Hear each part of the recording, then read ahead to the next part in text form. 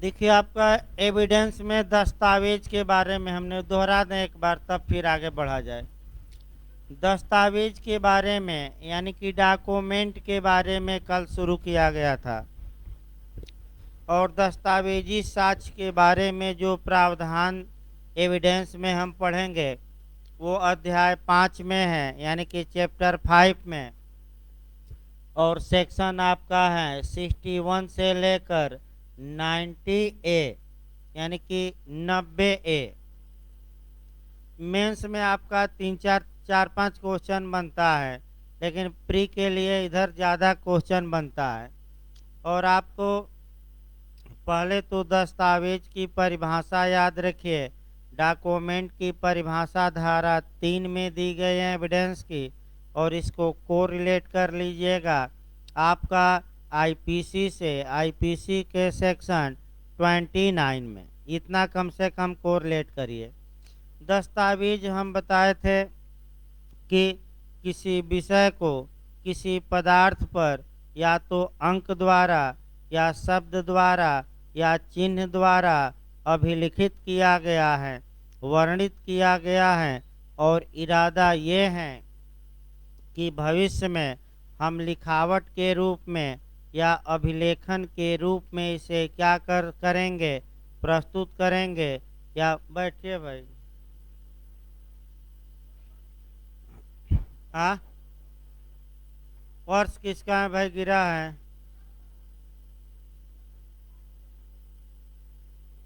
हो सकता है, रख दीजिए, वहीं रखे रहिए, जिसका होगा। अब जिसका होगा भाई, अब देखा जाएगा।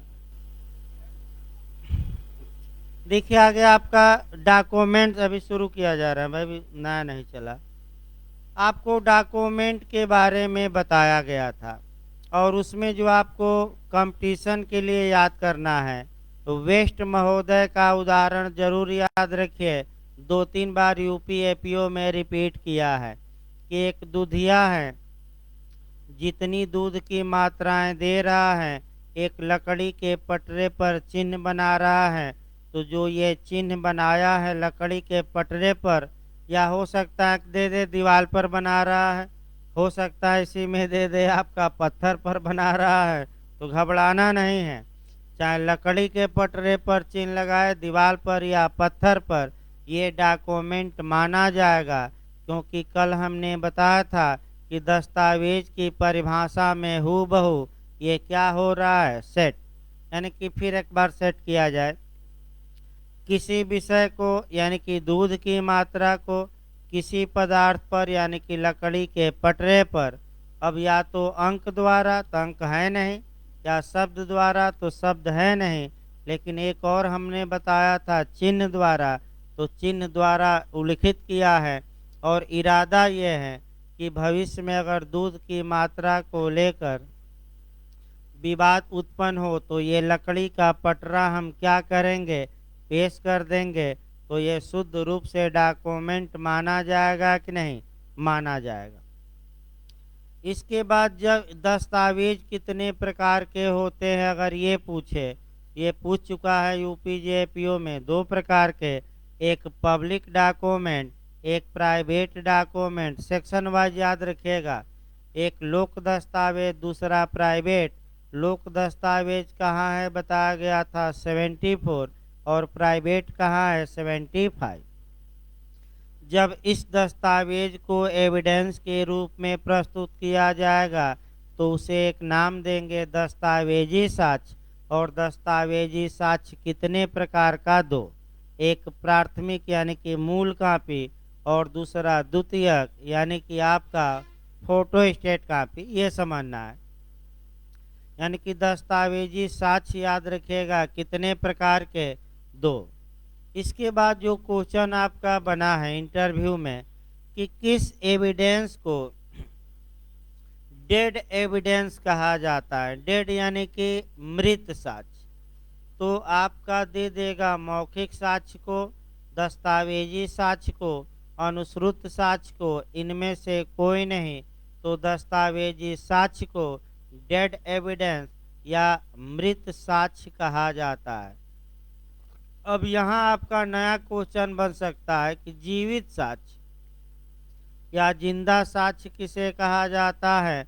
तो ओरल एविडेंस या मौखिक, यानी कि जब हम मुख से बोल रहे हैं तो शक्ति लग रही है और जो कागज पेश किया जाता है उसमें जान नहीं है, इसीलिए मुख से बोले गए साक्ष्य को आपका लिविंग या जीवित साक्ष्य, और दस्तावेजी साक्ष्य को माने दस्तावेज को हम क्या कहते हैं, मृत साक्ष्य।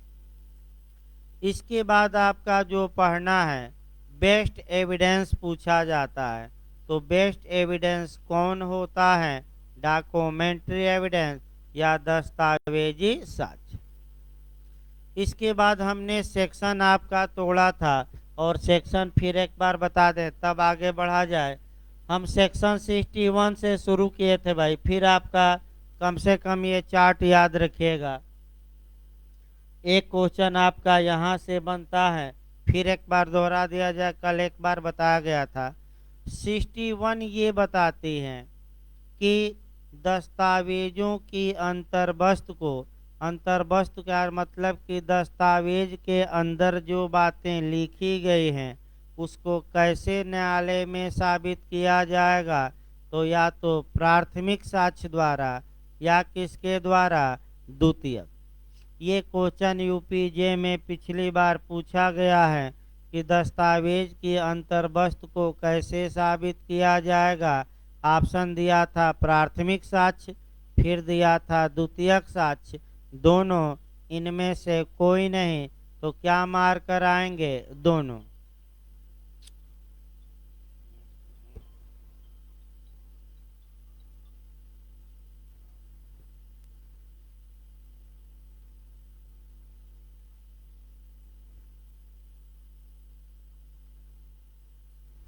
आप दोनों मार्क कराइएगा। यहाँ यहाँ से एक और कोरिलेट करके पढ़िएगा 59 कि आपका किसे मौखिक साक्ष्य द्वारा साबित किया जा सकेगा। तो आपका दस्तावेजों की अंतर्वस्तु और इलेक्ट्रॉनिक अभिलेखों की अंतर्वस्तु के सिवाय, सिवाय मतलब कि इसको छोड़कर अन्य जितनी भी बातें हैं उन्हें कैसे प्रूफ किया जा सकेगा, मौखिक साक्ष्य द्वारा। अब यही क्वेश्चन घुमा दें हम कि दस्तावेज को और इलेक्ट्रॉनिक अभिलेख की अंतर्वस्तु को कैसे साबित किया जाएगा।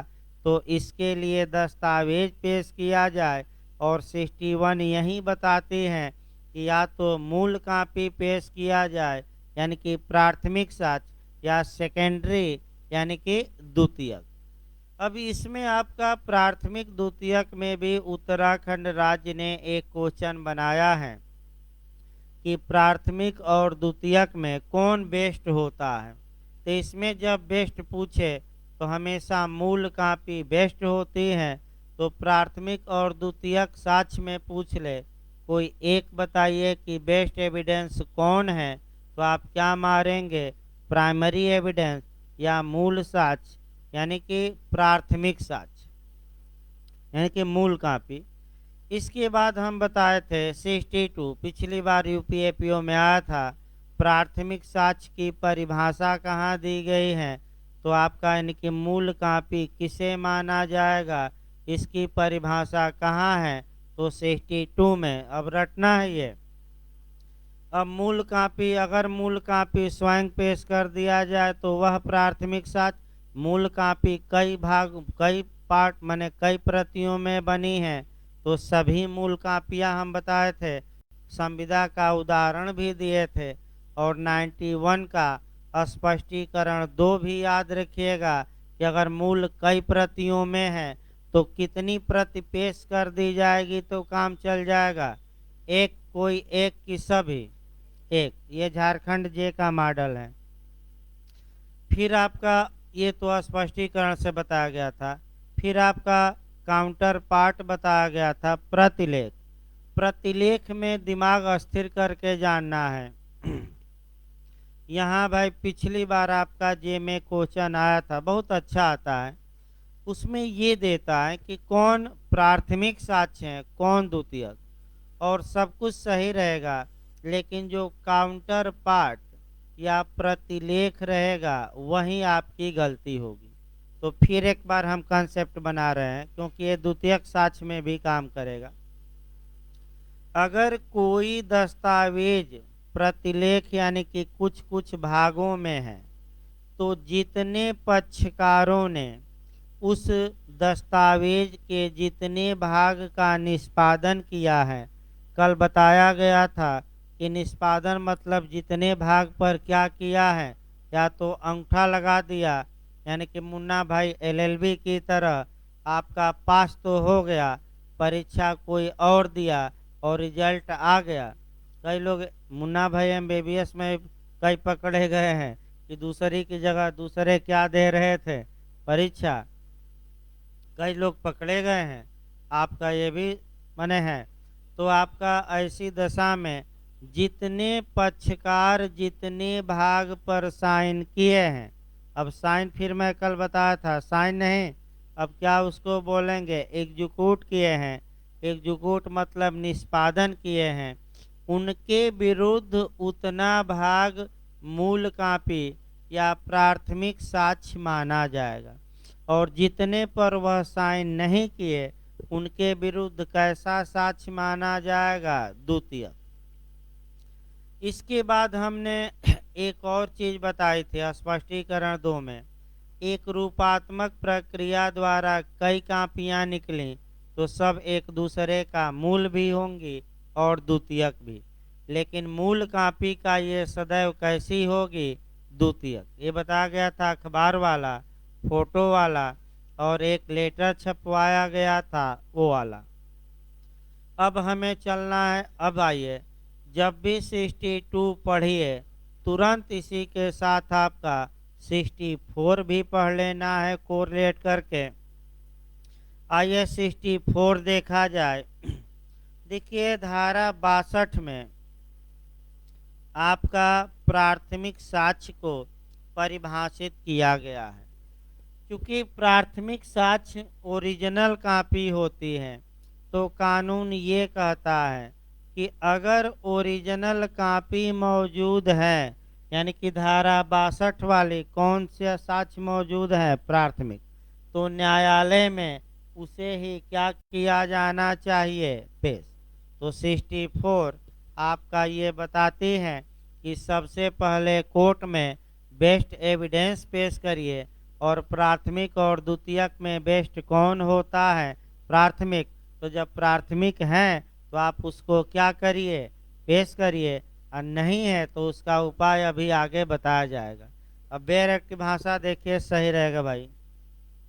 64 को रिलेट करके पढ़िएगा 62 से। देखिए दस्तावेजों का प्राथमिक साक्ष्य द्वारा साबित किया जाना। देखिए बेयर एक्ट क्या कहता है, दस्तावेज ए तस्मिन पश्चात, न शब्द आए तो बैरक पर नए लोग लिख लें, ए तस्मिन पश्चात मतलब इस धारा के बाद, यानी कि इस धारा के बाद यानी कि इस धारा के आगे। तो इस धारा के आगे कौन सी धारा आएगी, 65 भाई। 64 के बाद कौन आएगी, 65। दस्तावेज ए तस्मिन पश्चात वर्णित अवस्थाओं के सिवाय, यानी कि वर्णित या उल्लिखित दशाओं के सिवाय, कंडीशन के सिवाय प्राथमिक साक्ष्य द्वारा साबित करनी होगी। यानी कि एक दबाव देकर कह रहा है, साबित किया जा सकेगा नहीं। देखिए शब्द क्या लिखा है, साबित करनी होगी। इसका मतलब ये हुआ कि 65 में, यानी कि अगली धारा कह रहा है 65 में 7 कंडीशन दी गई है। अगर वे 7 कंडीशन में से कोई एक कंडीशन विद्यमान है तो आप द्वितीयक साक्ष्य या निकृष्ट साक्ष्य, निकृष्ट भी कहा जाता है, सेकेंडरी एविडेंस दे सकते हैं। और अगर 65 की कोई दशा विद्यमान न हो तो 64 कहता है कि आप दस्तावेज की अंतर्वस्तु को आपको कैसे साबित करना पड़ेगा, कौन सा साक्ष्य पेश करके, प्राथमिक की द्वितीयक, प्राथमिक। इसका मतलब ये हुआ कि प्राथमिक साक्ष्य सबसे पहले पेश किया जाना चाहिए। आप प्राथमिक साक्ष्य को अधिकार के रूप में पेश कर सकते हैं। प्राथमिक साक्ष्य को किस रूप में? प्राथमिक साक्ष्य पेश करते समय किसी को कोई सूचना देने की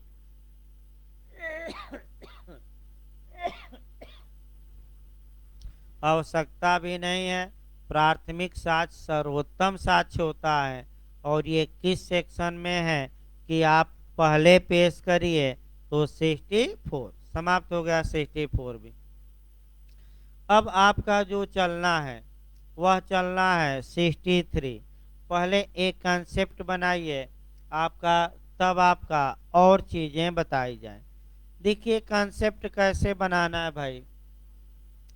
कंसेप्ट जो बनाना है वह धारा 61 से बनाना है। 61 हम पढ़ाएंगे, फिर 63 पढ़ाएंगे, फिर 65 पढ़ाएंगे। और अच्छे से कंसेप्ट बनाइए 2 मिनट में, और तब सेक्शन आपका 63 शुरू करते हैं। आपका 61 कहता है कि दस्तावेज की अंतर वस्तु या कंटेंट, यानी कि दस्तावेज के अंदर जो बातें लिखी गई हैं उसको या तो प्राथमिक साक्ष्य द्वारा यानी कि मूल कॉपी द्वारा या द्वितीयक साक्ष्य द्वारा न्यायालय में प्रूफ किया जा सकेगा। प्राथमिक साक्ष्य किसे कहा जाएगा? 62। प्राथमिक साक्ष्य पहले पेश करिए 64, ये हम बता चुके हैं। एक और 61 में था कि द्वितीयक साक्ष्य द्वारा, तो द्वितीयक साक्ष्य निकृष्ट साक्ष्य होता है। इसे पहले नहीं दिया जाना चाहिए, इसे तभी दिया जाना चाहिए जब प्राथमिक साक्ष्य उपलब्ध न हो। और द्वितीयक साक्ष्य दिए जाने के पहले आपको सूचना भी देनी पड़ेगी। तमाम बातें हैं, लेकिन पहले कॉन्सेप्ट बनाइए तब आगे बढ़ा जाए। देखिए 61 बताती हैं कि आप सेकेंडरी एविडेंस द्वारा भी दस्तावेज में कही गई बातों को साबित कर सकते हैं। तो आखिर द्वितीयक साक्ष्य किसे माना जाएगा, या द्वितीयक साक्ष्य की परिभाषा कहाँ दी गई है? तो परिभाषा पूछे तो कौन सी मारेंगे? धारा 63। अब रट कर जाइए। और द्वितीयक साक्ष्य कब दिया जा सकेगा, किस कंडीशन में दिया जा सकेगा, किस अवस्था में दिया जाएगा, किस परिस्थिति में दिया जाएगा, ये कहाँ बताया गया है? 65। अब अगला ये नियम कितने प्रकार के साक्ष्यों को द्वितीयक साक्ष्य माना गया है? नया क्वेश्चन बन सकता है। तो आप ये बताइएगा कि 5 प्रकार के साक्ष्यों को क्या माना गया है? द्वितीयक साक्ष्य। यानी कि अगर आप द्वितीयक साक्ष्य न्यायालय में पेश करना चाहते हैं तो सबसे पहले आपको न्यायालय को संतुष्ट करना पड़ेगा कि जो हम दस्तावेज पेश कर रहे हैं ये द्वितीयक साक्ष्य है।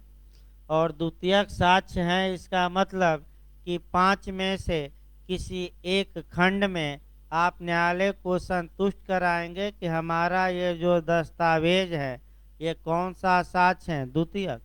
तो कहाँ सेट करेंगे? पहला नियम 5 में से किसी एक में। द्वितीयक साक्ष्य आप सेट कर दिए तो हमेशा द्वितीयक साक्ष्य नहीं दे सकते।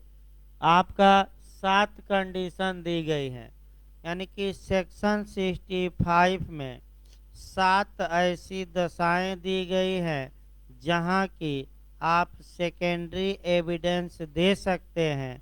अब आपका क्वेश्चन ये बनता है कि धारा 65 में आपका कितनी कंडीशन दी गई हैं जिस कंडीशन के लागू होने पर आप द्वितीयक साक्ष्य दे सकते हैं? कितनी कंडीशन? 7। देखिए क्वेश्चन अच्छा और बनता है, डिटेल में तो अभी चला जाएगा एक एक शब्द सर। सेक्शन 65 में आपका किस अवस्था में द्वितीयक साक्ष्य देंगे ये भी बताया गया है, और द्वितीयक साक्ष्य में क्या देंगे, यानी कि किस अवस्था में द्वितीयक साक्ष्य पेश किया जाएगा और कौन सा द्वितीयक साक्ष्य पेश किया जाएगा, ये दोनों बातें 65 में बताई गई है। द्वितीयक साक्ष्य अधिकार के रूप में आप पेश नहीं कर सकते। द्वितीयक साक्ष्य पेश करने के पहले आपको कोर्ट को संतुष्ट करना होगा कि प्राथमिक साक्ष्य उपलब्ध नहीं है और हमारा साक्ष्य 65 के तहत द्वितीयक साक्ष्य माने 65 के तहत 7 कंडीशन में से कोई एक विद्यमान है, अतः न्यायालय मेरा द्वितीयक साक्ष्य क्या कर ले, स्वीकार। इसके लिए एक और धारा जोड़िएगा, और वह जब भी धारा जोड़िएगा 104 से जोड़िएगा। देखिए आपका 104 और आपका 136 दो सेक्शन और इसमें ऐड करना है। कौन कौन? 104 एविडेंस का और कौन सा 136। भले आपको याद न हो, लेकिन जब मृत्युकालिक कथन मैं बता रहा था तो इन दोनों सेक्शनों को मैं बताया था, फिर मैं डिटेल में बता रहा हूँ। आपका निश्चित तौर पे लगातार एक क्वेश्चन यहाँ से ही बनता है। 136 पर तो हमेशा 136 पर क्वेश्चन बनता है। 104 पहले देखिए। देखिए 104 ये बताता है कि अगर कोई तथ्य किसी दूसरे तथ्य पर निर्भर है तो ऐसी दशा में जिस पर वह निर्भर है पहले वह साबित करिए और तब दूसरा तथ्य आप साबित करिए। तो पहले हम मृत्युकालिक कथन बताते हैं। आप लोगों को बताया गया है, फिर एक बार आप लोग बताइए। मृत्युकालिक कथन कब किसी व्यक्ति का माना जाएगा? जब वह जिंदा हो कि मर गया हो? मर गया हो। तो अगर न्यायालय में मृत्युकालिक कथन पेश किया जाता है तो वह किस पर डिपेंड करता है कि वह व्यक्ति कथन करने के बाद क्या हो गया हो? मर गया हो। तो पहले तो ये न्यायालय में प्रूफ करिए कि जिस व्यक्ति का कथन है वह व्यक्ति क्या हो गया है? मर गया है। तो ये बात किस धारा के तहत पहले साबित करनी होगी? 104। किस धारा के तहत? लेकिन न्यायालय अगर उचित समझे तो मृत्युकालिक कथन को पहले स्वीकार कर सकता है और मृत्यु साबित करने के लिए बाद में कह सकता है कि ये मृत्युकालिक कथन मैं स्वीकार कर ले रहा हूँ और ये आदमी मर गया है, इसको आप बाद में साबित करिएगा। लेकिन छूट नहीं दी जा सकती। हर हाल में ये व्यक्ति मर गया है, भले बाद में साबित करना पड़े, साबित करना ही होगा। तो आपका किसमें न्यायालय छूट दे सकता है और पहले मृत्युकालिक कथन स्वीकार कर सकता है? ये किस सेक्शन में आएगा? 136। तो पहले किसको स्वीकार कर ले? मृत्युकालिक कथन को, और क्या कह दे कि मृत्यु आप कब साबित करिएगा? बाद में। छूट नहीं, साबित करना ही होगा। उसी प्रकार आप द्वितीयक साक्ष्य में थोड़ा दिमाग लगाइए अच्छे से। भाई अगर कोई पक्षकार कहता है कि हजूर हमारा ये द्वितीयक साक्ष्य आप स्वीकार करिए, सेकेंडरी एविडेंस स्वीकार करिए, तो कानून ये कहता है कि जब आप द्वितीयक साक्ष्य को पेश कर रहे हैं तो उसके पहले एविडेंस की धारा 104 के तहत आपको साबित करना पड़ेगा कि प्राथमिक साक्ष्य का अभाव है और आपका प्राथमिक साक्ष्य हमारे पास है नहीं। और कितनी दशाएं 65 में विद्यमान है? 7। और इन 7 में से कोई एक कंडीशन है, अतः हमारा द्वितीयक साक्ष्य आप क्या करिए? स्वीकार करिए। ये साबित करना पड़ेगा। लेकिन फिर वही मृत्युकालिक कथन वाला नियम, लेकिन एविडेंस की धारा 136 के तहत न्यायालय इस नियम को छूट नहीं दे सकता, शिथिल कर सकता है और द्वितीयक साक्ष्य पहले स्वीकार कर ले और कह दे कि कंडीशन आप कब साबित करिएगा बाद में, तो क्या छूट दी जाएगी कि नहीं? केवल नियम को शिथिल किया जा सकता है, छूट नहीं। आपको साबित करना ही होगा भले बाद में कि धारा 65 की कितनी कंडीशनों में से एक विद्यमान है, तो 7। अब कहीं समस्या हो कॉन्सेप्ट में तो बताइए, नहीं तो भाई अब बेहरक शुरू होगा, क्योंकि सबसे पहले कॉन्सेप्ट। अब आइए 63 देखा जाए भाई, पांचों खंड याद रखिएगा, इसकी व्याख्या भी। यानी कि आपका 63 में द्वितीयक साक्ष्य को परिभाषित किया गया है और कितने प्रकार के साक्ष्य को द्वितीयक साक्ष्य माना गया है, 4 नहीं 5। अब उसी को आपको एक एक शब्दशः देखना है और शब्दशः आपका समझना है, फिर कुछ उदाहरण भी दिए जाएंगे। अब बेरक निकाल लीजिए, सही रहेगा। देखिए भाई आपका सेकेंडरी एविडेंस द्वितीयक साक्ष्य से अभिप्रेत है।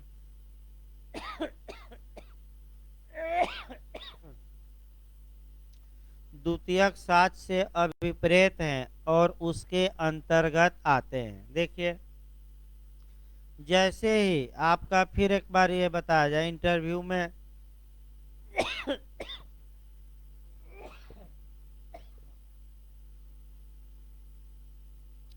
अगर ये शब्द रहे कि मीन्स एंड इंक्लूड्स,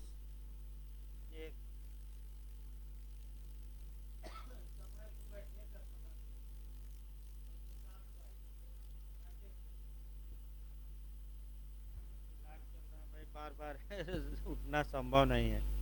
देखिए आपका फिर भाई, अगर एक क्वेश्चन इंटरव्यू में यहाँ भी पूछा जाता है, अगर शब्द आपका मीन्स एंड इंक्लूड्स रहे, यानी कि अभिप्रेत हैं, मीन्स मने अभिप्रेत हैं और इंक्लूड्स मने समाहित हैं। समाहित है मतलब इसके अंतर्गत आता है। अगर कहीं भी ये शब्द रहे तो एक दिमाग में बैठा लीजिए, वह परिभाषा पूर्ण होती है। यानी कि वह परिभाषा क्या होती है, पूर्ण होती है। तो यानी कि आपका द्वितीयक साक्ष्य की जो परिभाषा 63 में दी गई है, वह अपने आप में पूर्ण है कि अधूरी है? पूर्ण है। तो देखिए, हाँ, अब कौन कौन से साक्ष्य द्वितीयक साक्ष्य माने जाएंगे? तो पहला देखिए, ए तस्मिन पश्चात, न आए तो लिख लीजिए बेरक पर, इसके बाद। ए तस्मिन पश्चात मतलब क्या? इसके बाद। ए तस्मिन पश्चात अंतर्विष्ट उपबंधों यानी कि समाहित प्रावधानों के अधीन दी गई प्रमाणित प्रतियां, यानी कि आपका जो सर्टिफाइड कॉपी होती हैं, प्रमाणित प्रतियां होती हैं, वे प्रमाणित प्रतियां मूल कॉपी होती है कि आपका द्वितीय कॉपी होती है? द्वितीय कॉपी। तो आपका तुरंत यानी कि इसका मतलब ये हुआ कि जो भी प्रमाणित या सर्टिफाइड कॉपी या प्रति आप न्यायालय में पेश करते हैं, वे सभी प्रमाणित प्रतियां प्राथमिक साक्ष्य न होकर कैसा साक्ष्य होगी? द्वितीयक। अब देखिए प्रमाणित कॉपी के लिए सेक्शन कुछ जोड़ना पड़ेगा और 65 भी दिखाना पड़ेगा। आपका 65 तो बाद में हम पढ़ाएंगे, लेकिन कुछ सेक्शन जोड़िए। आपका 74 जोड़िएगा, 76 जोड़िएगा और 77, यानी कि कम से कम 3 धाराएं सर्टिफाइड कॉपी पर कोरिलेट करके पढ़िएगा। देखिए अच्छे से इसको। 74 में पब्लिक डॉक्यूमेंट यानी कि लोक दस्तावेज को परिभाषित किया गया। सार्वजनिक दस्तावेज, सार्वजनिक दस्तावेज की मूल कॉपी नहीं दी जाती, बल्कि उसकी सर्टिफाइड कॉपी दी जाती है तो जो सार्वजनिक दस्तावेज की सर्टिफाइड कापी आप प्राप्त करते हैं, तो पहला नियम याद रखिए, लोक दस्तावेज कहाँ परिभाषित है? 74 में। लोक दस्तावेज की कौन सी कापी पाएंगे आप? ओरिजिनल किस माने प्रमाणित, प्रमाणित कापी किस धारा के तहत? बढ़ते रहे धारा 76 के, नहीं 76 के तहत। और प्रमाणित कापी जहां भी जरूरत हो आप प्रमाणित कापी क्या कर सकते हैं? पेश कर सकते हैं। ये कौन सी धारा है? तो फिर एक धारा आगे बढ़ जाना है, कौन सी? 77। और फिर एक धारा आगे बढ़ जाना है, जब प्रमाणित कापी आप न्यायालय में पेश कर दिए तो न्यायालय ये अनुमान लगा कर चलेगा, ये उपधारणा करके चलेगा, ये मान कर चलेगा, ये प्रिजम्पशन करके चलेगा कि प्रमाणित कापी सही थी कि गलत। प्रमाणित कापी क्या थी? और जो जिसकी साइन मोहर लगा है उसकी साइन मोहर सही थी कि गलत? सही। और जो व्यक्ति दिया है वह देने के लिए सक्षम था कि अक्षम? सक्षम। ये भी पूछा गया, आगे डिटेल में चलेगा। यानी कि 4 धाराएं कोरिलेट करनी है। तो एक दो उदाहरण बनाया जाए जहां की प्रमाणित कापी आपको दिलवाई जाए। अब देखिए आपका राइट टू इंफॉर्मेशन यानी कि सूचना के अधिकार के तहत जो आप सरकार से सूचनाएं मांगते हैं, तो क्या सरकार आपको मूल कापी देती है किसी दस्तावेज की? नहीं। कैसी कापी देती हैं? प्रमाणित कापी।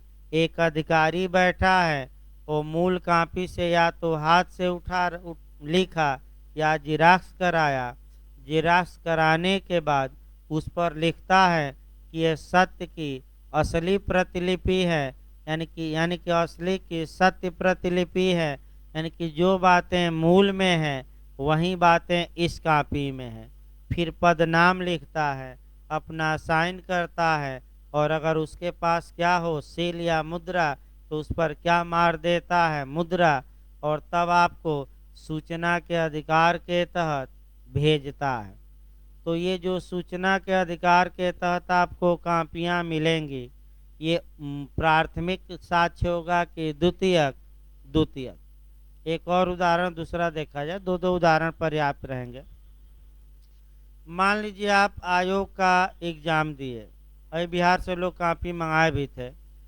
मान लीजिए कोई लड़का बिहार का आयोग का एग्जाम दिया, उसे लगा कि हमें कम नंबर मिला है, तो सूचना के अधिकार के तहत अपनी कापी मंगाया देखने के लिए। तो जाकर वहां देखना नहीं है, आप कापी मंगा सकते हैं। कापी वहां फोटो स्टेट कराएगा आयोग, फोटो स्टेट करा के आपकी कापी, एक आदमी क्या करेगा, उस पर आपका नाम लिखेगा, अपना जो अधिकारी होगा पद नाम लिखेगा, साइन करेगा, मुद्रा मार देगा और बता देगा कि ये सत्य की, यानी कि ये जो मूल कापी है उसकी नकल है, सत्य प्रतिलिपि है, यानी कि मूल कापी की सत्य प्रतिलिपि है, आपके पते पर आ जाएगा। लेकिन समस्या है कि एक पेज का फोटो स्टेट का 2 रुपया, सरकारी रेट 2 रुपया भाई। यानी कि अगर आपकी कापी 10 पेज की है तो कम से कम 20 रुपया एक्स्ट्रा भेजिए, 10 रुपया तो फीस, तो 30 रुपया भेजिए। अगर आपकी कापी 50 पन्ना है तो 100 रुपया पहले से भेजिए, नहीं तो वहाँ से भी लेटर आएगा, इतना पेज हैं, इतनी कापियाँ हैं, आप इतना पैसा भेजिए। एक कापी का कितना रुपया? 2 रुपया। और वैसे मार्केट में जाइए 50 पैसा, मैंने कटरा में कहीं भी जाइए तो 50 पैसे में होता है। तो ऐसी दशा में आपका यानी कि कुल मिलाकर जितनी सर्टिफाइड कापियाँ आपको मिलती हैं वे मूल कापी नहीं होती, बल्कि प्राथमिक साक्ष्य नहीं होता, बल्कि कैसा साक्ष्य होता है? सेकेंडरी। और ये हम नहीं बता रहे हैं, ये कौन सी धारा बता रही हैं? 63 का कौन सा क्लास? पहला कि दूसरा? पहला। अब दूसरा देखिए। दूसरा देखिए भाई आपका, मूल से ऐसी यांत्रिक प्रक्रियाओं द्वारा जो प्रक्रियाएं स्वयं ही प्रति की शुद्धता सुनिश्चित करती हैं, बनाई गई प्रतियां और ऐसी प्रतियों से तुलना की हुई प्रतिलिपियां। अब यहीं आपको सतर्क रहना है। जो आपकी गलती होगी, मैं बता दूं, या तो खंड 2 से गलती होगी या 3 से, और इसी में आपका उलझाऊपन आता है। यानी कि जो भी आयोग उलझाऊ क्वेश्चन बनाता है, या तो क्लास 2 से बनाता है या क्लास 3 से। इसको और अच्छे से जानना है, 2 बार हम बताएंगे। देखिए, मूल कॉपी बना लिया जाए। ये मूल कॉपी है।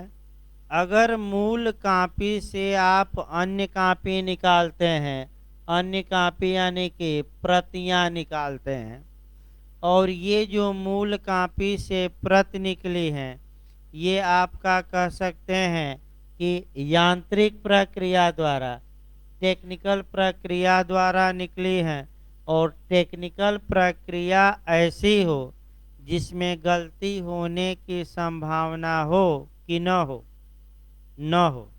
याद रखिए, अभी हम उदाहरण 2-3 देंगे। यांत्रिक प्रक्रिया ऐसी होनी चाहिए, इंजीनियरिंग की प्रक्रिया ऐसी होनी चाहिए जिसमें गलती की संभावना न हो। तो जो ये मूल से प्रति निकली है, ये प्रति द्वितीयक साक्ष्य मानी जाएगी। भाई मूल तो प्राथमिक माना ही जाएगा, ये कौन सा साक्ष्य मानी जाएगी? द्वितीयक। अब आप प्रति से निकाले प्रतिलिपि। प्रति से क्या निकाल लिए? प्रतिलिपि। यानी कि अब मूल कॉपी को आप हटा दिए, और जो एक फोटो स्टेट कॉपी निकली थी उसी से फिर फोटो स्टेट निकाल लिए।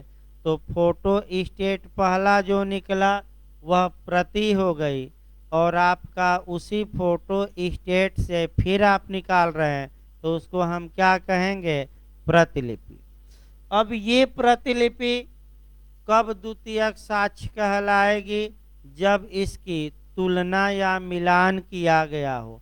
और यही दिमाग में बैठाना है, इसका मिलान मूल से करने पर ये प्रतिलिपि द्वितीयक साक्ष्य मानी जाएगी कि प्रति से करने पर? किससे अगर तुलना या मिलान कर लिया जाए तो ये जो प्रतिलिपि हैं ये सेकेंडरी एविडेंस माना जाएगा। तो मूल न मारिएगा, किससे? आपका प्रतियां। किससे तुलना? माने अगर प्रतियों से किसकी तुलना कर ली गई?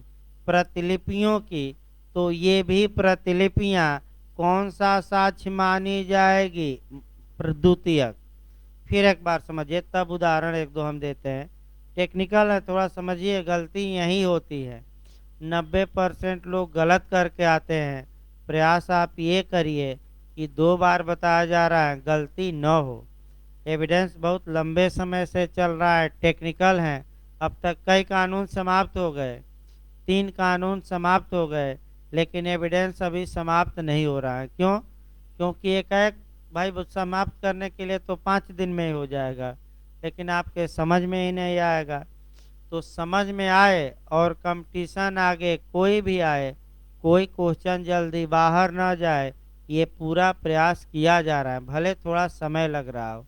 फिर एक बार देखिए, मूल से यांत्रिक प्रक्रिया द्वारा प्रति निकाली गई, और यांत्रिक या टेक्निकल ये प्रक्रिया ऐसी है जिसमें शुद्धता निर्धारित है, यानी कि वह प्रक्रिया द्वारा आपका अशुद्ध प्रति नहीं निकलेगी। तो ऐसी दशा में जो प्रति निकली है ये क्या मानी जाएगी?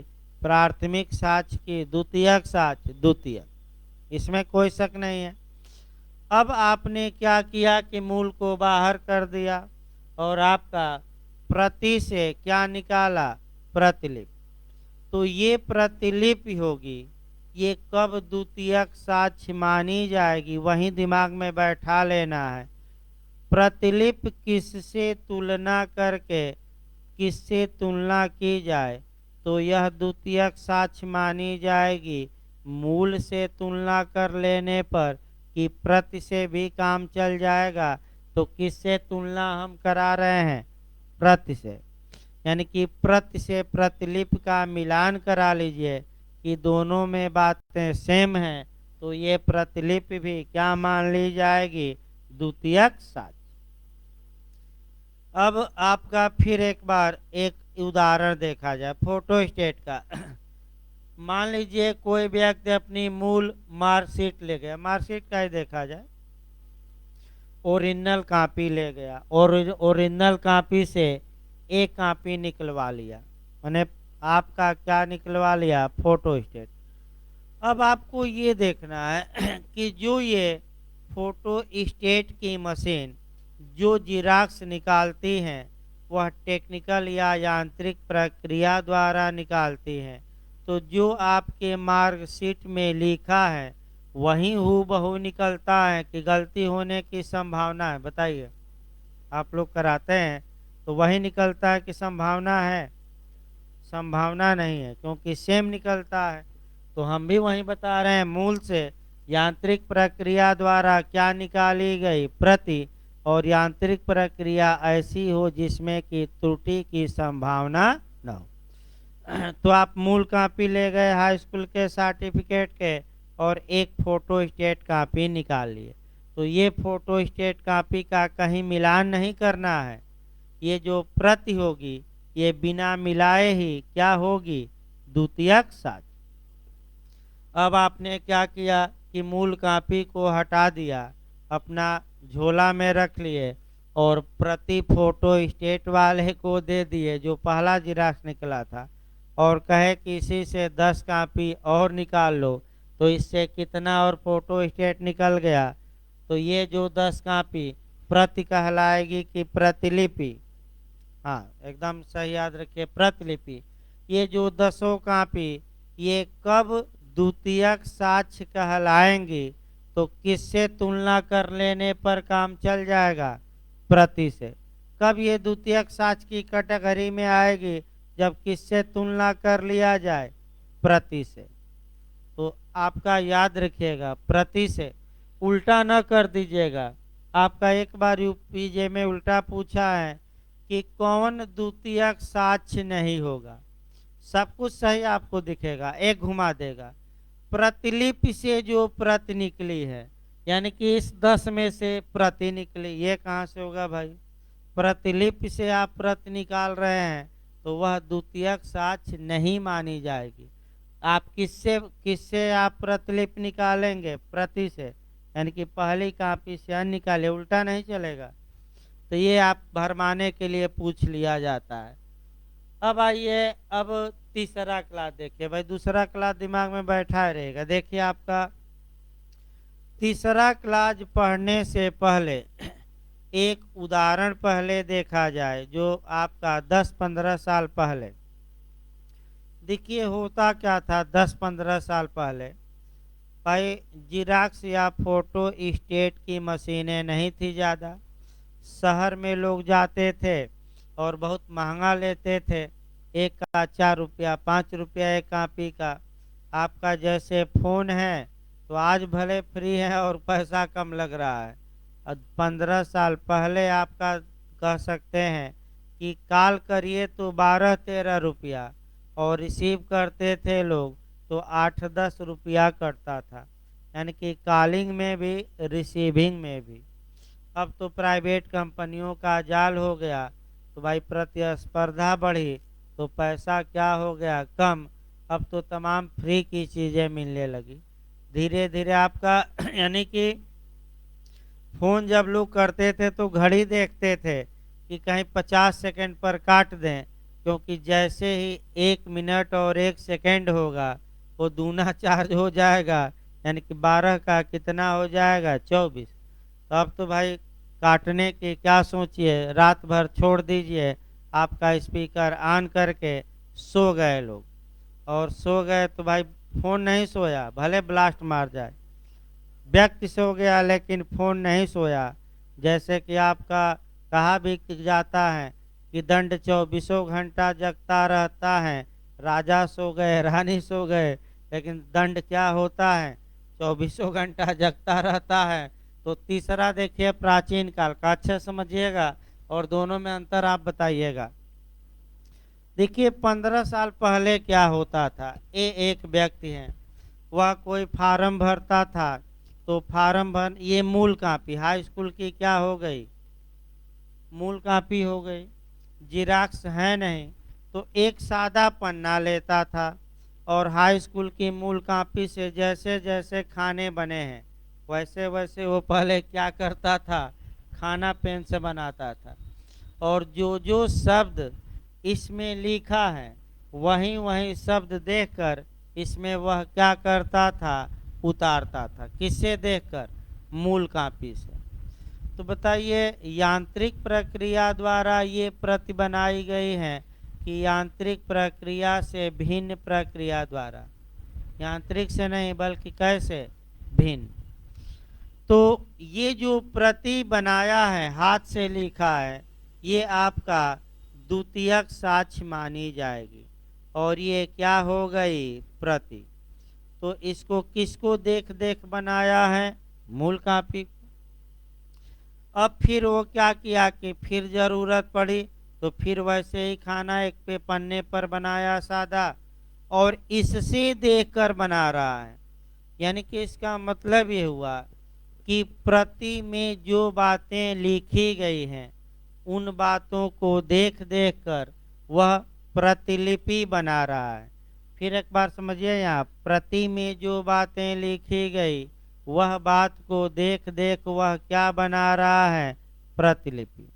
तो भाई प्रति तो किसको देखकर बनाई गई, मूल को, तो ये तो द्वितीयक साक्ष्य मानी ही जाएगी। ये जो प्रतिलिपि है ये किसको देखकर बनाई गई है, प्रति को। तो दिमाग यहीं कैच कराना है, ये प्रतिलिपि कब द्वितीयक साक्ष्य मानी जाएगी, जब इसकी तुलना किससे कर ली जाए, मूल से, प्रति से नहीं। अगर इसकी तुलना किससे की जाती है, प्रति से, तब ये द्वितीयक साक्ष्य नहीं होगा। तो इसकी भी तुलना मिलान किससे करना पड़ेगा, मिलान मूल से। यही आपको समझना है। तो अब दोनों को एक साथ लेकर चलिए, खंड 2 और कौन सा खंड, 3 को। खंड 2 फिर एक बार हम बता रहे हैं लास्ट में, दोनों को कोरिलेट करके। यदि कोई प्रति निकली और यांत्रिक प्रक्रिया द्वारा निकली, यांत्रिक प्रक्रिया ऐसी थी जिसमें अशुद्धता की गुंजाइश नहीं थी, तो यांत्रिक प्रक्रिया द्वारा निकाली गई प्रति द्वितीयक साक्ष्य मानी जाएगी। अब प्रति से आपने क्या निकाला, प्रतिलिपि निकाला, तो वह प्रतिलिपि सामान्यतः द्वितीयक साक्ष्य नहीं मानी जाएगी। लेकिन कब द्वितीयक साक्ष्य मानी जाएगी, मूल से तुलना करना आवश्यक था कि प्रति से। तो भाई आपका दूसरा खंड में किससे तुलना करना आवश्यक था, मूल से नहीं भाई, यही तो बताया जा रहा है। फिर एक बार इसको देखिए भाई, उल्टा बता रहे हैं लोग। फिर एक बार इसको देखिए, थोड़ा कठिन है भाई, कोई दिक्कत नहीं, जब तक नहीं आएगा तब तक बताया जाए भाई, कोई समस्या नहीं है। फिर एक बार हम आपका दोनों को एक साथ बताते हैं ताकि दोनों अब एक साथ दिमाग में बैठे। देखिए फिर देखिए भाई, आपका क्लास 2 हम बताते हैं पहले और इसके बाद क्लास 3। क्लास 2 तब लागू होगा जब यांत्रिक प्रक्रिया द्वारा प्रति निकाली गई हो। किस प्रक्रिया द्वारा, टेक्निकल। यांत्रिक प्रक्रिया ऐसी हो जो क्या हो, शुद्ध हो, गलती की संभावना न हो। तो ऐसी दशा में अगर इस प्रति से हाँ, प्रति से प्रतिलिपि निकाली गई है तो ये प्रति तो द्वितीयक साक्ष्य मानी ही जाएगी, इसमें कोई समस्या नहीं है। समस्या किस में आती है, प्रतिलिपि में, कि ये जो प्रति से प्रतिलिपि निकली है, अगर यांत्रिक प्रक्रिया द्वारा प्रति निकली थी तो ये प्रतिलिपि किससे आपका मिलान करने पर, यानी कि किससे तुलना कर लिया जाए तो ये प्रतिलिपि भी द्वितीयक साक्ष्य मानी जाएगी। तो यहाँ किससे तुलना पर्याप्त होगा? प्रति से। मूल से तुलना करने की कोई आवश्यकता नहीं। लेकिन ये कब? जबकि जो प्रति निकली थी वह टेक्निकल प्रक्रिया द्वारा निकली थी और अशुद्धता की गुंजाइश उसमें नहीं है। अब आइए आपका तीसरा क्लास। मूल ये हो गया, मूल से प्रति निकली और प्रति आपका निकली अन्य माध्यम से, यानी कि टेक्निकल प्रक्रिया द्वारा नहीं निकली, हाथ से लिखा गया जो भी हो, टेक्निकल से अलग, या टेक्निकल प्रक्रिया द्वारा भी अगर निकली है तो टेक्निकल प्रक्रिया ऐसी है जिसमें अशुद्धता की क्या है? गुंजाइश। टेक्निकल प्रक्रिया द्वारा भी निकल सकता है, लेकिन टेक्निकल प्रक्रिया ऐसी है जिसमें किसकी गुंजाइश है? अशुद्धता। अगर शुद्धता रहेगा तो आपका खंड 2 लागू होगा। तो ऐसी दशा में दिमाग ये बैठाना है कि जो प्रतिलिपि तैयार की जाएगी वह प्रतिलिपि द्वितीयक साक्ष्य तभी मानी जाएगी जब उसका मिलान या उसकी तुलना मूल से की जाए। भाई प्रति से नहीं, किससे? मूल से। अब कोई समस्या हो तो फिर बताइए, नहीं तो आगे बढ़ा जाए भाई आपका। यानी कि प्रति से तुलना करने से काम नहीं चलेगा। खंड 3 में किससे तुलना कराना पड़ेगा? मूल से। तो खंड 2 में तुलना किससे हो गई? प्रति से। और खंड 3 में तुलना किससे करना पड़ेगा? मूल से। फिर एक बार जाकर देखिएगा, कठिन है। अब आइए आपका चौथा देखा जाए क्लास। 3 क्लास हो गए, चौथा देखा जाए आपका 63 का। उन पक्षकारों के विरुद्ध जिन्होंने उन्हें निष्पादित नहीं किया है दस्तावेजों के प्रतिलेख। तो आपका प्राथमिक साक्ष्य में बताया गया था और आपका यही क्वेश्चन गलत होता है। फिर एक बार देखिए, चेक वाला पहले उदाहरण देखिए ताकि उदाहरण से दिमाग में अच्छा बैठता है। चेक का उदाहरण हम कल बताए थे। एक चेक का मुख्य भाग बताए थे और एक कौन सा? पृष्ठ भाग। तो मुख्य भाग पर किसका साइन होता है? चेक जारी करने वाले का। तो हम क्या बना लें? ए बना लें। और जिसको चेक जारी किया गया उसका साइन कहाँ होता है चेक पर? पीछे। तो हम उसको क्या बना लें? बी। अब आपको कल भी बताया गया कि जो पक्षकार चेक के जितने भाग को निष्पादित किया है उतना भाग उसके विरुद्ध प्राथमिक साक्ष्य माना जाएगा। तो बताइए आप लोग, ए के विरुद्ध चेक का कौन सा भाग प्राथमिक साक्ष्य होगा? आगे वाला भाग के पीछे वाला? आगे वाला। और बी के विरुद्ध कौन सा भाग प्राथमिक साक्ष्य होगा? पीछे वाला। ये 62 में हमने बता रखा है। अब दस्तावेज के जितने भाग पर जिसने साइन नहीं किया, साइन नहीं किया का मतलब लीगल भाषा में प्रतिलेख का निष्पादन नहीं किया, तो वह भाग उस व्यक्ति के विरुद्ध कैसा साक्ष्य माना जाएगा? प्राथमिक नहीं, अब कैसा? द्वितीयक। और वही बात क्लास 4 में बताई गई है। तो यहाँ आप बताइए, ए के विरुद्ध ये चेक का पिछला भाग कैसा साक्ष्य माना जाएगा? बताइए, साइन किया है कि नहीं पीछे? तो प्राथमिक होगा कि द्वितीयक? हाँ, द्वितीयक।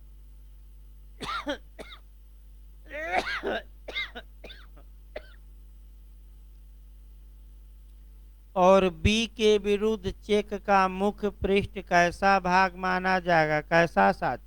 द्वितीयक। क्यों? क्योंकि वह अगले भाग का निष्पादन नहीं। तो यही बात लीगल भाषा में फिर समझिए क्लास 4 में बताई गई है कि अगर कोई दस्तावेज काउंटर पार्ट में है, कई भागों में है, तो जो पक्षकार जिन भागों को निष्पादित नहीं किया उतना भाग उसके विरुद्ध कौन सा साक्ष्य माना जाएगा? द्वितीयक। और जितने पर साइन किया निष्पादित किया उतना भाग क्या माना जाएगा, प्राथमिक। तो भाई किसी को भी मन में संदेह तो बताएं, क्योंकि बहुत आराम से चल रहा है। दो दो बार टेक्निकल जरूर है, 65 तक थोड़ा टेक्निकल है, उसके बाद तो आपका स्पीड अपने आप बढ़ जाती है। तो भाई कोई समस्या हो तो बताइए, नहीं तो क्लास 5 पर चला जाए। भाई किसी को कोई दिक्कत हो फिर बताया जाएगा, कोई समस्या नहीं है। 10 बार कहेंगे, 10 बार, यानी कि जब तक कि दिमाग में न बैठ जाए तब तक हमारा कर्तव्य है कि बताते रहें। जैसे मोदी जी भी कहते हैं कि जब तक दवाई नहीं तब तक ढिलाई नहीं, यानी कि हमारा भी कहना है कि जब तक दिमाग में न बैठ जाए तब तक बताने में कोई ढिलाई न बरती जाए, ताकि मुन्ना भाई एलएलबी वालों के भी दिमाग में सभी बातें क्या हो, बैठ जाए। तो देखिए भाई आपका यानी कि इसका मतलब कि जो एलएलबी पास कर गया, परीक्षा देने भी नहीं गया, जिसकी जगह पर दूसरा परीक्षा दे दिया और यहाँ आ गया है, तो उसका भी स्वागत है भाई, लेकिन मेहनत तो करनी ही पड़ेगी। तो आगे देखा जाए आपका, आगे देखिए भाई आपका, अब क्लास 5 देखा जाए। 5 आपका 63 का क्लास 5 पर अब तक के इतिहास में क्वेश्चन नहीं बना है, और जो न बना उसको ज़्यादा अटैक करिएगा और बनने का पूरा चांस है। देखिए आपका क्या क्वेश्चन, पहले 5 न पढ़िए, पहले क्वेश्चन निकाल लिया जाए। क्वेश्चन आपका डिम्ड पर बनता है। डिम्ड, डिम्ड जहाँ भी शब्द आए पहले उसका नियम समझिए, तब डिटेल में चलेगा। जहाँ आपको डिम्ड शब्द आए, डिम्ड की हिंदी होती है मानद, द। मानद मने कल्पना, कल्पना करना मने अनुमान लगा लेना। अनुमान लगाना मतलब कि वास्तव में वह बात सही नहीं है, लेकिन कानून जबरदस्ती उस बात को सही मान लेता है। भाई याद रखिए, यानी कि वास्तविकता कुछ और है और कानून मानता कुछ और है। जैसे कि आपका एक वास्तविकता दिखाया जाए तब यहाँ, अगर किसी पुरुष और स्त्री के बीच मैरिज हुआ और मैरिज के 1 मिनट बाद ही स्त्री को शिशु पैदा हुआ, तब ये न कहेगा कि कैसे हो जाएगा। वो बाद में बताया जाएगा 112 में।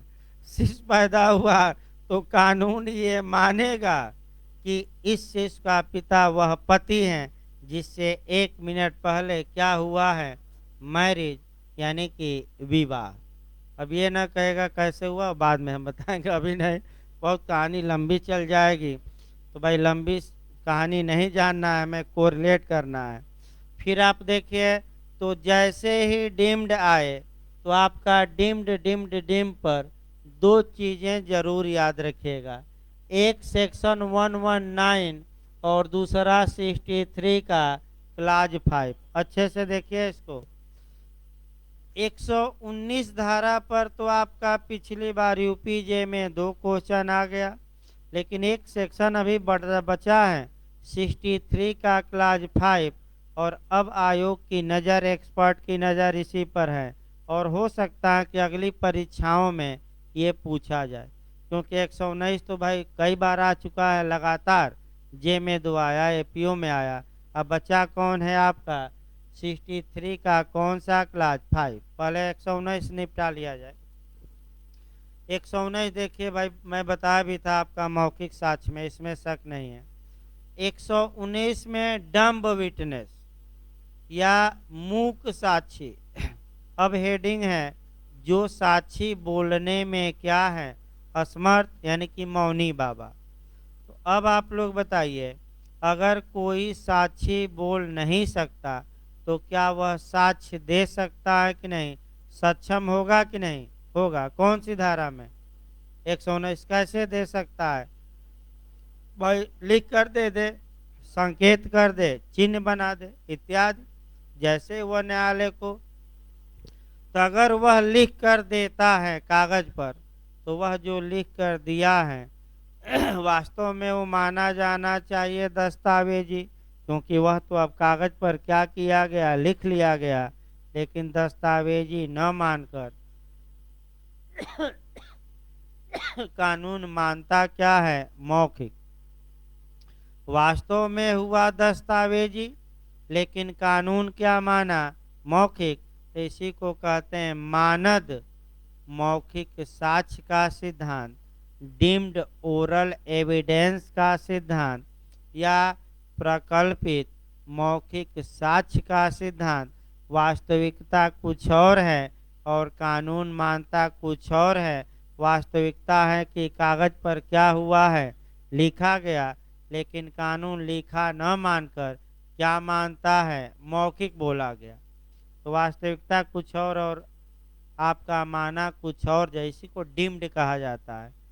अब इसी के विपरीत आइए, इतना आपको दस्तावेज बताया गया कि दस्तावेज का मतलब ये हुआ कि किसी पदार्थ पर कोई चीज क्या की गई हो, या तो अक्षर द्वारा, या अंक द्वारा, या शब्द द्वारा, या इनमें से एक द्वारा, दो द्वारा, तीनों द्वारा क्या किया गया हो, लिखा गया हो, तब हम उसे क्या मानेंगे, दस्तावेज। लेकिन 63 का क्लाज 4 इसके विपरीत नियम बताता है, और ये कहता है कि अगर किसी व्यक्ति ने किसी दस्तावेज को देखा है, अब बताइए देखा है मतलब क्या हुआ, मैंने देखा मैंने एक नज़र देख लिया कि पढ़ा हो। भाई देखा हो मतलब क्या, यहाँ अर्थ निकालेंगे, पढ़ा हो।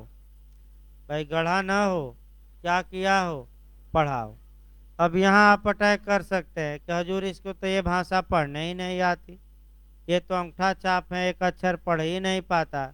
जैसे बाबा का मैंने कई लोग कहे ये तो कभी लिखते नहीं, तो आपका डीडी कहाँ से लिख देंगे, सुसाइड नोट कहाँ से लिख देंगे। तो पढ़े थे बाबा, पूरा मीडिया ने निकाला कि बाबा आपका पढ़े थे, लिखना भी जानते थे, लिख सकते थे। लेकिन अब आइए, अगर कोई व्यक्ति दस्तावेज को देखा है मतलब यहाँ अर्थ क्या निकालेंगे कानून में, पढ़ा है। भाई ये नहीं कि केवल ऊपर से देख लिया, पढ़ा है।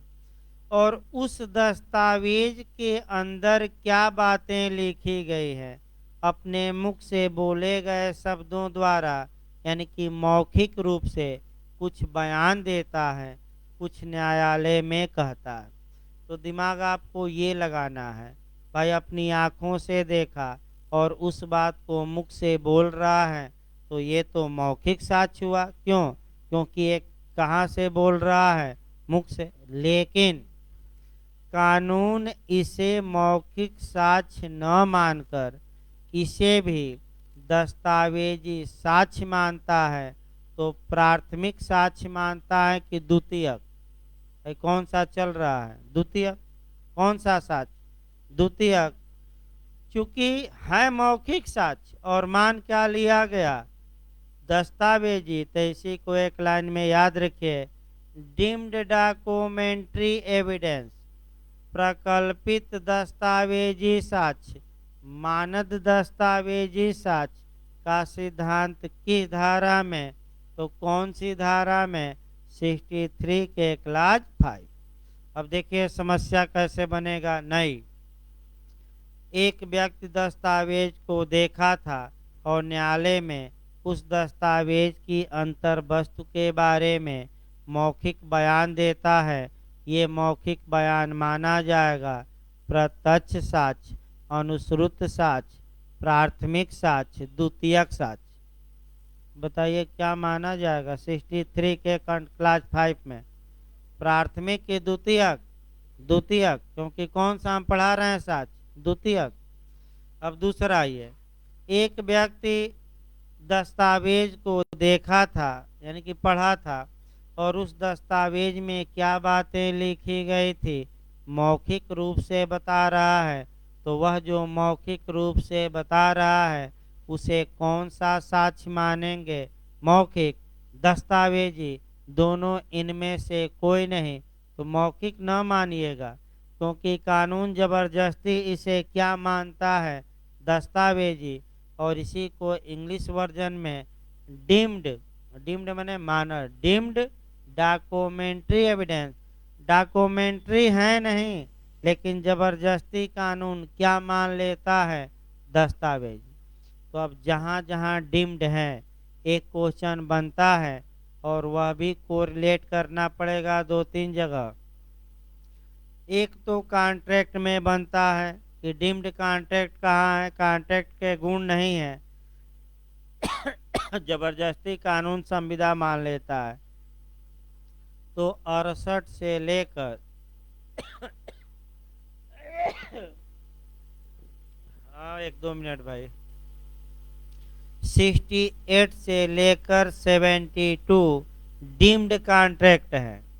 इसी प्रकार बिहार और यूपी ने बनाया कि किसने भारतीय संविधान को डीम्ड फेडरल कहा, तो केसी वेयर ने भारतीय संविधान के नेचर को क्वासी फेडरल, ये यूपी जे में आया था पिछली बार और बिहार में भी जे में, क्वासी फेडरल कहा है किसने, केसी वेयर। और किसने वकीलों का स्वर्ग कहा है, तो जेनिंग्स, भाई रटना पड़ेगा, किसने, जेनिंग्स, सर आइवर जेनिंग्स। इसके बाद डीम्ड डिक्री भी पढ़ी जाती हैं, और यूपीजे में जब सीपीसी चलेगा तो धारा 2 की उपधारा 2 हम बताएंगे। 2 प्रकार के ऐसे निर्णय हैं जिसमें डिक्री या आज्ञप्ति के आवश्यक तत्व नहीं मिलते, फिर भी कानून जबरदस्ती क्या मान लेता है, डिक्री। यानी कि डीम्ड शब्द काफी महत्वपूर्ण है। और मैं बता दूं, एक क्वेश्चन आपका किसी भी कंपटीशन में बनता है, फिर एक बार आपको लास्ट में सतर्क किया जा रहा है, 63 का क्लाज 5 पूछ सकता है, क्योंकि जहां से अब तक टेक्निकल क्वेश्चन नहीं बने हैं वहीं दिमाग में ज़्यादा बैठाना है, और जो बन गए हो तो पढ़ाई जा रहा हो तो साल पेपर में मिल जाएगा, लेकिन आपका जो नहीं बना है उस पर विशेष ध्यान। देखिए आपका 2 ही सब्जेक्ट अभी शनिवार तक चलेंगे भाई, क्योंकि आपका मैंने खांसी उसी और तमाम दिक्कतें हैं, चलता रहे थोड़ा थोड़ा, भले कम चले, क्योंकि बड़ी हानि को रोकने के लिए कौन सी हानि कारित की जा सकती है, छोटी। यानी कि 5 दिन बैठ जाएंगे, इससे अच्छा कि कुछ क्या हो रहे चलता रहे। तो शनिवार को लिखवाया जाएगा, कल तक भाई लेक्चर चलेगा।